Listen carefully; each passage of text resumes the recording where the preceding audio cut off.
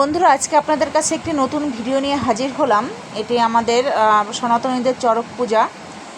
এটা আমার বাবার বাড়ি ফরিদপুরে এই চড়ক পূজাটি হচ্ছে। দেখুন, এটা একটি চড়ক গাছ এবং এই চড়ক গাছে সন্ন্যাসী যারা আছেন তারা এইভাবে পিঠের মধ্যে শুল বেঁধে, বিশাল বড় বড় শুল বেঁধে এই চড়ক গাছ ঘোরাইতে থাকেন। এখানে যে কয়জন সন্ন্যাসী আছেন তার মধ্যে সবথেকে আশ্চর্যজনক হচ্ছে এখানে দুজন মহিলা সন্ন্যাসীও আছেন।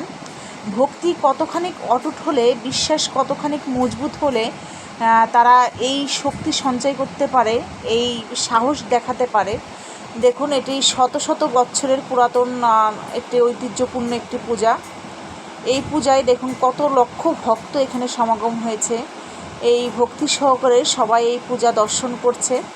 বাংলাদেশের বিভিন্ন প্রান্তে, বিভিন্ন জায়গায় এই চড়ক পুজো অনুষ্ঠিত হয়ে থাকে। তার মধ্যে আমাদের ফরিদপুরে এটি অন্যতম একটি ঐতিহ্যপূর্ণ পূজা।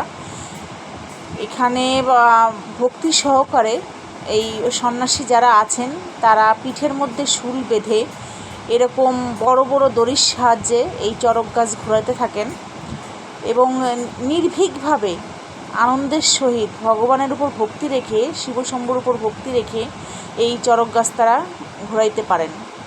আসলে ভক্তি ছাড়া, কোনো শ্রদ্ধা ছাড়া, ভালোবাসা ছাড়া, ভগবানের প্রতি একান্ত নিষ্ঠা ছাড়া এই কাজ কোনোভাবেই সম্ভব নয়। সাধারণ মানুষের পক্ষে তো নয়ই।